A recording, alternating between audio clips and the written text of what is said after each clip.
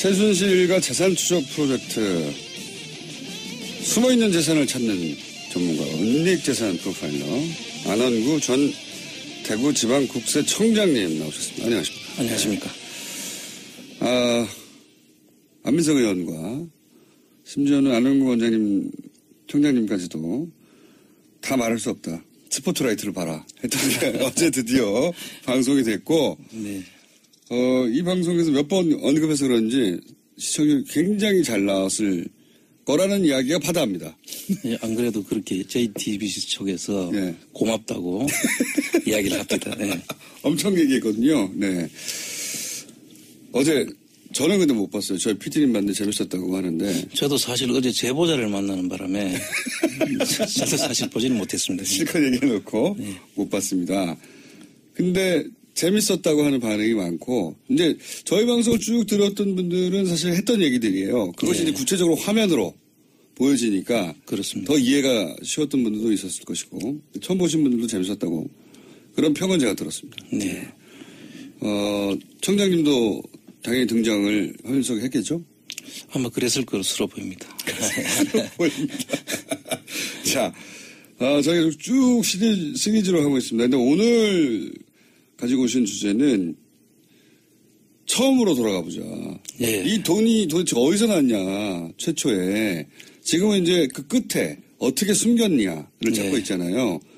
근데 이 돈이 처음 어떻게 시작되었나로 돌아가 보자. 예. 이 주제를 들고 오셨어요. 예. 자, 최태민 씨가 박근혜 전 대통령을 만나기 전에는 아주 가난했다, 찢어지게. 이런 그렇습니다. 이야기는 뭐 의붓아들 조순재 씨로부터도 나왔고, 네. 여러 차례 여러 사람을 통해서 나왔던 얘기예요. 그러니까 돈이 하나도 없다가, 네. 예, 끼니를 걱정했다라고 했으니까요. 그렇죠. 근데 갑자기 이렇게 어마어마한 부자가 됐어요. 무슨 재벌도 아닌데. 그 최태민 씨가 은평구 쪽에 살 때 그렇게 찢어지게 가난하게 살다가 박근혜 씨를 만나서 고국 선교단을 조직을 하게 되죠. 그게 출발입니다. 예. 그렇죠. 그 선교단을 조직하면서 갑자기 돈을 모으기 시작했고 예. 그 돈들이 이제 계속 뒤로 이제 연결이 되는 자금들인데요. 첫 종잣돈은 그러니까 구국 선교단을 하면서 그때 이제 뭐 그런 얘기가 많이 있었어요. 기업으로부터 그렇죠. 돈을 쥐어짰다. 뭐 이런 얘기가 많이 있었습니다. 그때 뭐 대기업들한테 찬조금을 받기도 하고 네. 또 그 구국봉사단이 구국선교단으로 처음에 시작됐다가 구국봉사단으로 갔다가 새마음봉사단으로 바뀌는 네. 과정인데 그 당시에 그 구국선교단에 그 가입되면 한 70만 명이 회원이 된다고 그래요. 네. 그 70만 명의 회원들이 그 재벌들을 통해 가지고 그다음에 찬조금을 받고 네. 월 운영비도 거기서 네. 상당히 받았다는 70만 명을 운영할 정도였고. 예, 그렇죠. 그리고 박근혜 대통령의 딸 용해가 총재였기 때문에 그렇습니다. 네. 이것은 박근혜 대통령의 관련성뿐만 아니라 박정희 대통령의 뜻이구나라고 기업들이 받아들였겠죠. 당연하죠. 그 당시에 명예총재로 추대를 해놓고 그 최태민 씨가 그것을 이용해서 아마 기업들로부터 돈을 받은 것으로 보입니다. 그래서 어마어마한 돈을 받았다. 그게 이제 첫 번째 축제였을 것이고. 그 다음에 그 다음에는 이제 박정희 그 대통령 서거 이후가 되는데요. 그때 갑자기 돈이 들어왔다고 그랬어요. 조순재 씨가. 그렇습니다. 그때가 이제 박정희 비자금으로 우리가 이제 통칭하면 이제 프레이저 보고서에 나와 있는 이야기하고 그다음에 청와대에 있던 지금 금고 2개. 가 사라졌다고 했죠. 예, 그 금고 2개 중에 하나는 9억, 하나는 나중에 그 안병호 장군으로부터 나오는 뭐 1톤 트럭 반을 이제 박근혜로부터 받아왔다는 그 비자금이죠. 그 2개가 거기는 얼마가 들었는지 나오지가 않습니다. 그 당시에 이제 지금 박근혜 씨로부터 안병호 장군이 설득을 해서 받아온 자금이 1톤 트럭 반이라고 했습니다. 그렇게만 나왔지. 그 안에 금액의 구체적인 금액은 나오지 않았습니다. 1톤 트럭 반 안에 돌만 들었을 수도 있지 않습니까? 그렇죠.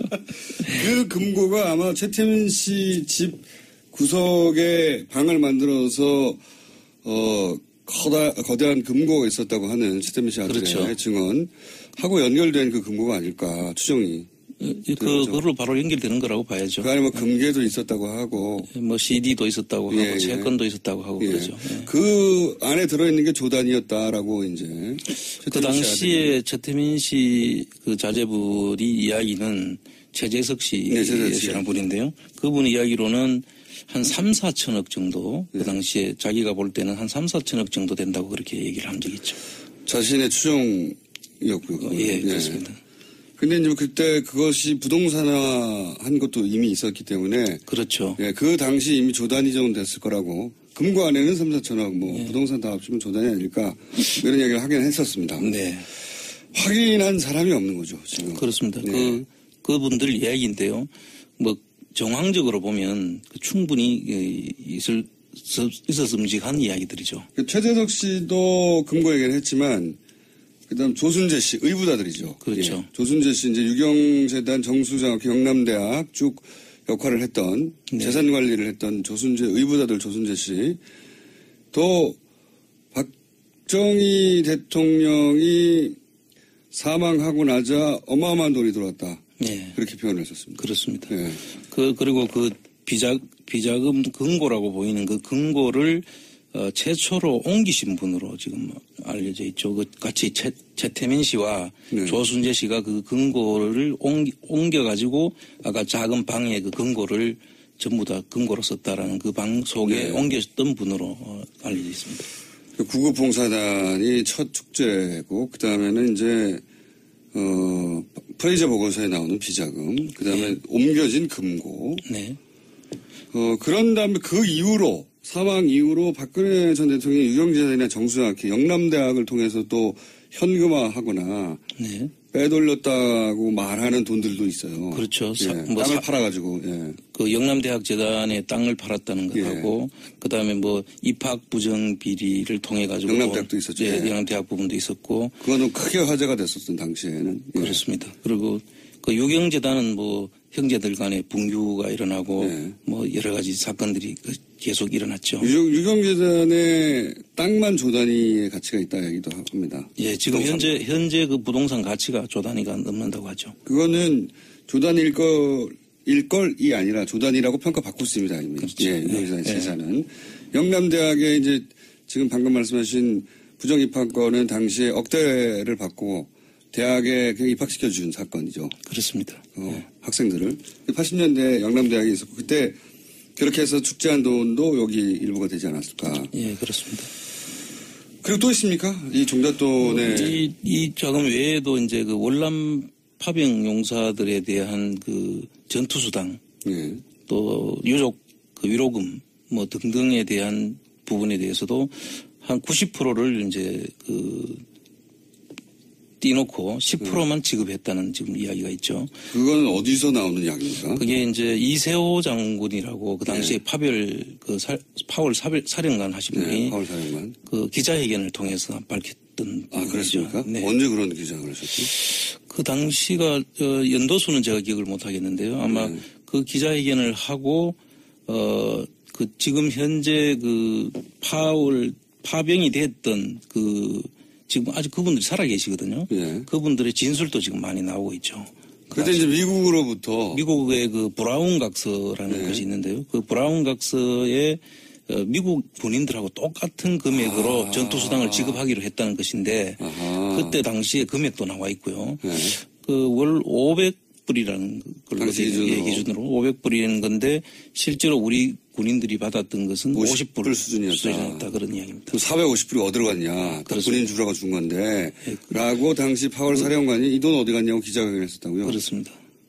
그분 어떻게 됐습니까 나중에? 지금도 아직도 계시는 걸로 알고 있습니다. 지금. 한번 만나보실 필요가 있을 것 같은데요. 그렇죠. 프로파일러시니까.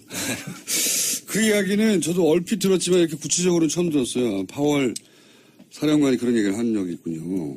그 돈도 어딘가에 쓰였겠죠. 어딘가에 모여있거나. 그렇습니다. 그래서 지금도 그분들 파월 군인들 모임이 있는데요. 그 모임에서 지금 이 자금을 찾기 위해서 그 단체를 만들어서 지금 이 특별법을 만들어서 찾아야 된다고 저희들한테 힘을 보태주고 있는 겁니다. 그분들도 내 450불 내놔라. 그렇죠. 450불이라고 하는 액수 때문이 아니라 생각해보면 자기는 목숨을 값이죠. 예, 목숨을 걸고 갔는데 갔다가 다친 분도 많고요. 근데 그걸 빼먹었어. 이거지 않습니까? 그게 화가 나는 거죠. 그렇죠. 엄청나게 국민들 그분들만 화가 나는 것이 아니라 저희 국민들로서도 분노를 해야 되는 거죠. 당연합니다. 네. 이분들도 지금 그런 특별법이 만들어지면 이 450불의 지금 그 흔적을 찾아가지고 지금 돈은 지금 남아있을지 아니면 없어졌을지는 모르겠으나. 그건 상관없이 찾아야 어쨌든 그 사실에 대해서는 확인을 해야 되겠다는 것이 그분들의 입장이죠. 확인하고 싶으시겠죠. 자, 요게 이제 종잣돈의, 구분. 네. 이런 돈이 아니었을까라고 추정하는데 오늘은 이 중에서 구국 봉사단을 좀 자세히 들어보겠다. 예. 예. 그거죠? 예. 네, 그렇습니다. 자세히 들어가 보죠. 예. 구국 봉사단 재산이 어떻게 된 겁니까? 좀 구체적으로 말씀해 주시면. 구국 봉사단은 75년인가 시작됐죠? 네, 그렇습니다. 구국 봉사단이 이제 처음에 최태민 씨가 75년도에 대한구국 선교단으로 출발을 합니다. 그리고 명예총재로 당시에 그 영예였던 박근혜 씨를 총재로 추대를 하고요. 그다음에 그 구국 선교단, 구국 봉사단을 거쳐가지고 새마음 봉사단으로 이제 이 공조직이 되는 시점으로 그렇죠. 보입니다. 구국 새마음 봉사단. 대통령이 빼게 되는 조직인 거죠. 그렇죠. 네. 그래서 그 속에 보면은 그 전번에 그 청문회 전국에서 이야기됐던 그 우병우 수석의 그 장모 김강자 씨라는 분이 있지 않습니까? 그분이 여기에 사진으로 전에 한번 그렇죠. 등장을 했죠. 그래서 인연이 이게 한두 개 인연이 아니다. 그렇습니다. 예. 그리고 또 최순실 씨도 이 대학생 봉사단에 또 단원으로 가입이 돼 있죠. 그리고 우병우 전 민수석의 장인이 또 최태민 씨하고 친분이 상당히 436이라고 흔히 말하는 예. 그런 관계였다. 그래서 매일 사무실에 놀러 왔다는 진술도 그때 나왔었습니다. 그렇습니다. 예. 어마어마하게 오래 올라가는 인연인데 우병우 민정수석은 나는 모른다고 하는 거죠. 예. 모른다고 나는 절대. 예. 그렇게 알고 싶지 않았던 거 아닐까요? 알았는데 몰랐다고 해야 되는 상황이겠죠. 그렇게 봐야겠죠. 그러면은 구국봉사단은 당시에 돈을 어떻게 모았습니까?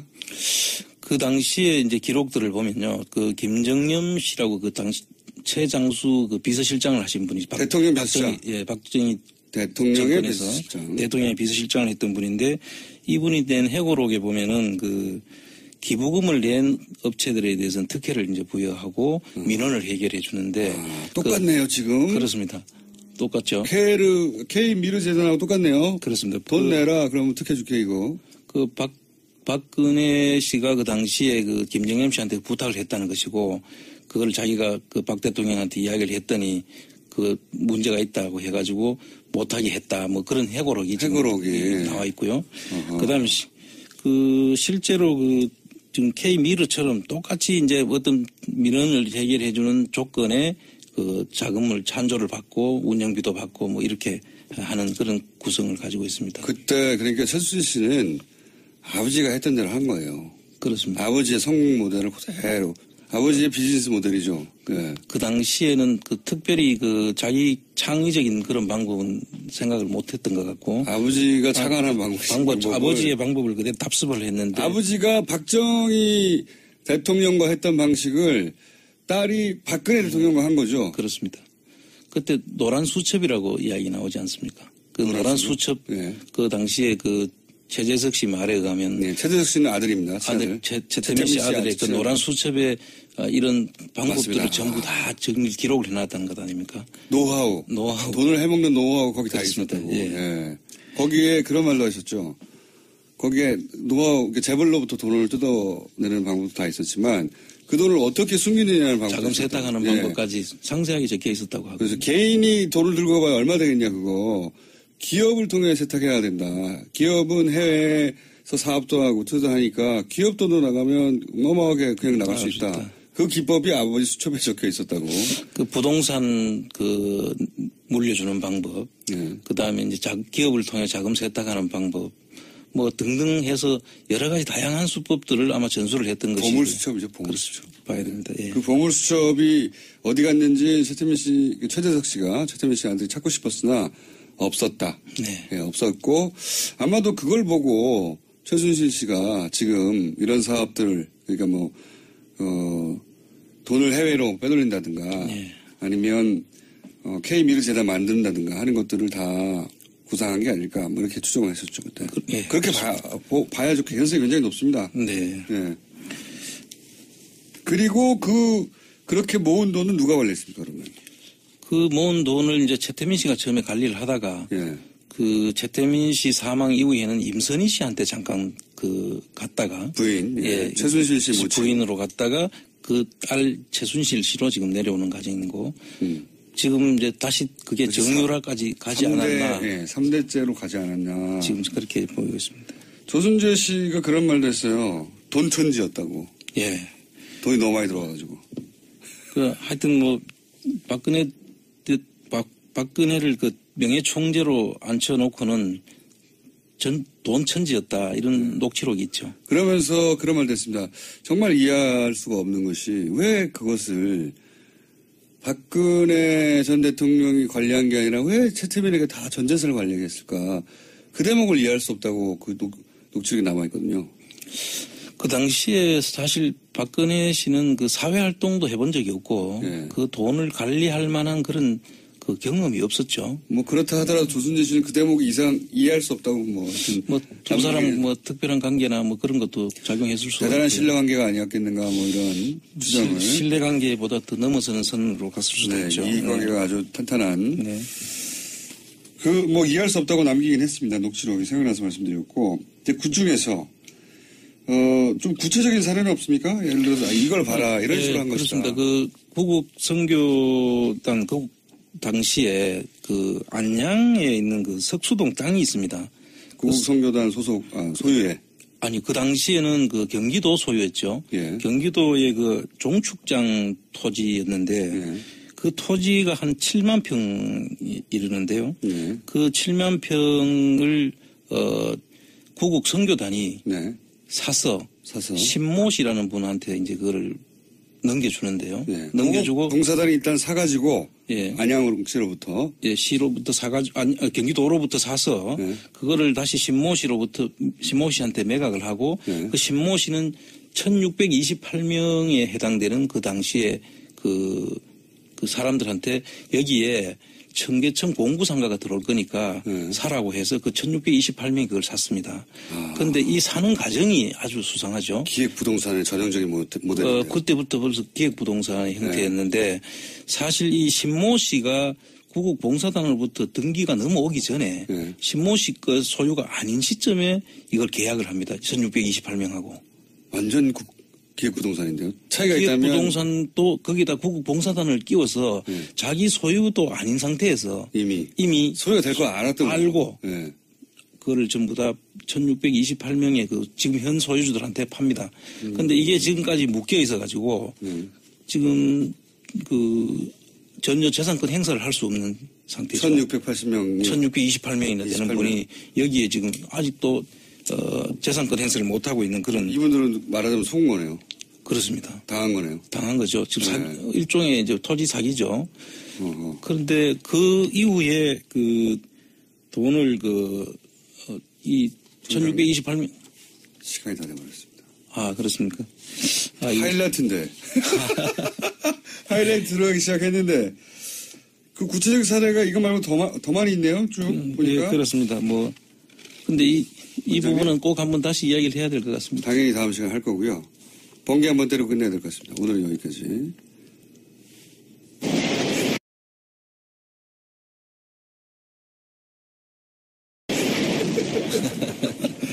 시간이 너무 짧았습니다. 오늘 앞에 솔라페이퍼 때문에 약간 시간이 줄어들었는데 다음 주에 제가 만회 시간을 드리겠습니다. 아주 재밌었고요.